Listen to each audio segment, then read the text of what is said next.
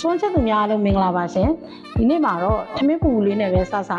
ကိုမောင်တို့အကြိုက်ဘီယာလေးနဲ့ပဲမိမိရတာရှိလာတဲ့ဟင်းပွဲလေးတစ်ဝက်နဲ့မိတ်ဆက်ပေးသွားမှာပဲဖြစ်ပါတယ်ရှင်။ဒါဟင်းပွဲလဲဆိုရင်ပြင်ကုန်ကျွတ်ကလေးနဲ့အတွင်းသားအီလေးကိုကိုက်လိုက်တဲ့အခါမှာတခိုက်ဆိုရင်တခိုက်ရမ်းပဲရတာရှိလာတဲ့ Kitchen Style ဘဲကျွတ်မာလာဆက်ကလေးပဲဖြစ်ပါတယ်။ဒီဘဲကျွတ်မာလာဟင်းလေးကိုစပွန်ရင်းချုံပုတ်ကလေးနဲ့တွက်ဖက်ပြီးချက်ပြပေးသွားမှာဖြစ်တဲ့အတွက်ဗီဒီယိုလေးကိုအဆုံးထိအောင်လိုက်ပါကြည့်ရှုပေးဖို့ဖိတ်ခေါ်ပါတယ်ရှင်။အခုဆိုရင်တော့တန့်စင်အောင်ဆေးကြောထားတဲ့ဒီဘဲသားလေးတွေကို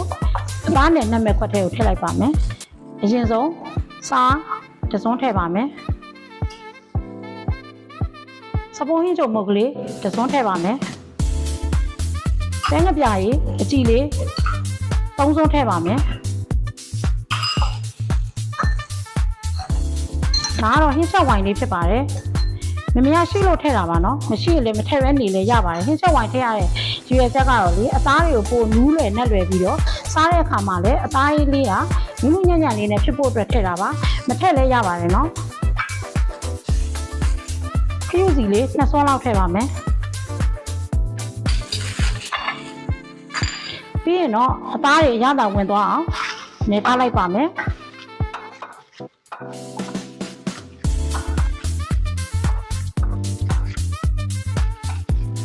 အသားတွေအခုလိုနဲ့ပြီးလို့ရှင်ဒီအသားတွေကိုရတာဝင်သွားအောင်နိုင်ဝက်လောက်ထားပေးလိုက်ပါမယ်။ဒဲဟိုးတွေကိုစီဖတ်စားဆုံးလေးတစ်စုံပဲထည့်ပါမယ်။ပြီးထားတဲ့ချင်းလေးတွေထည့်ပါမယ်။စစ်စပိုးကောက်ကလေးထည့်ပါမယ်။ဒီအရွက်ကလေးတွေဒါကတော့နနက်ပွင့်လေးပါထည့်ပါမယ်။ဒါလေးတွေကိုနည်းနည်းလေးဆော့လိုက်ပါမယ်။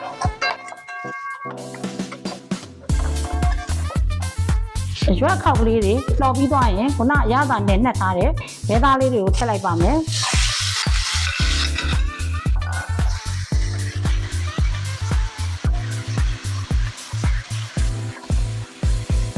ဘဲသားလေးတွေက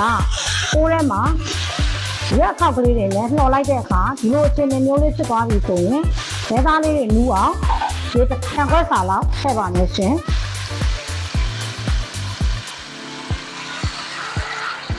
ရေကတော့ဘဲသားမျိုးရုံထည့်လိုက်ပါမယ်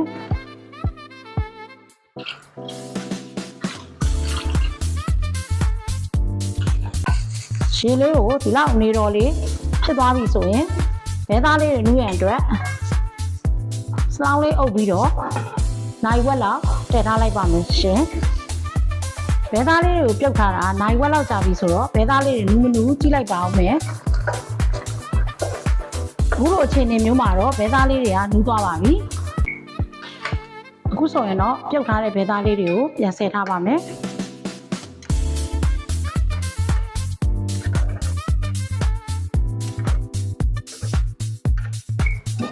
အပူပေးထားတဲ့ဒဲအိုးတွေကိုစီဒီစတီးစုံနဲ့3စုံလောက်ထည့်ပါမယ်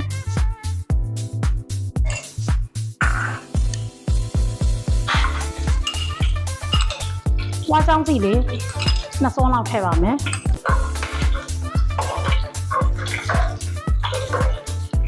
ညှက်ထားတဲ့ငရုတ်သီး6ကလေးတွေထည့်ပါမယ်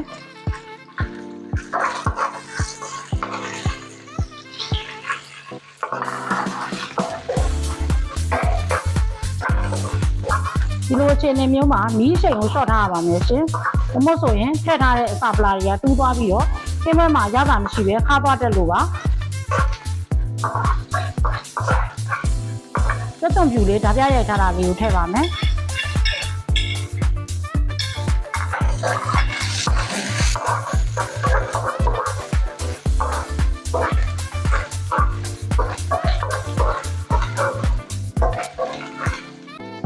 မာလာအမုတ်လေးထည့်ပါမယ်ညုတ်သီးဟင်းချက်မုတ်ကလေး2ဆွန်းထည့်ပါမယ်ပဲငပြားရဲ့အကျဲလေးနန်းငယ်ထည့်ပါမယ်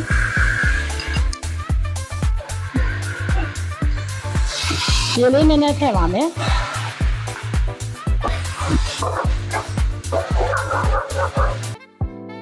စပွန်ရင်းညုတ်မုတ်ကလေးတစ်စုံထည့်ပါမယ်ခူးစီလေးနည်းနည်းထည့်ပါမယ်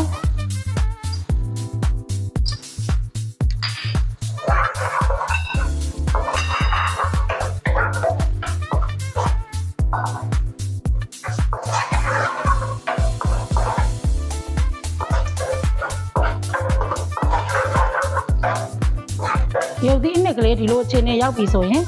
ခုနပြုတ်ထားတဲ့ဘဲသားလေးကိုထည့်လိုက်ပါမယ်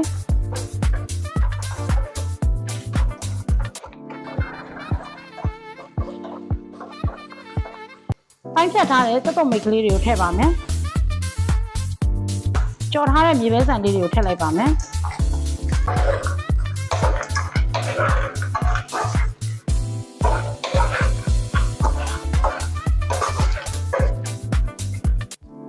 အခုဆိုရင်တော့ရတာရှိလာတဲ့ဘဲဆက်မာလာဟင်းပွဲလေးရသွားပါပြီ။ပွဲပြင်လို့ပဲကျွန်မတော့တယ်ရှင်။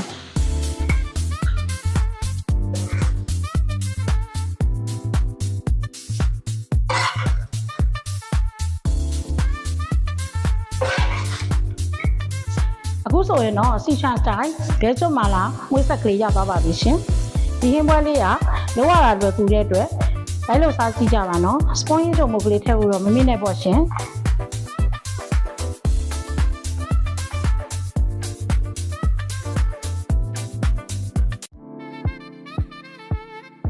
ပြောင်းမှုကြံပလောပီနံဥရိုနဲ့ထုတ်လုပ်ထားပြီးဒီစပွန်လေးကိုချိုးကြကြထည့်ချက်မယ်ဆိုလို့ရှိရင်ရမ်းကောင်းတဲ့ဟင်းလျာတစ်ခွက်ဖြစ်လာမှသိကြတယ်စားလိုက်လို့ကတော့ရှလွတ်နဲ့ရတာရှိသွားမယ်နော်စပွန်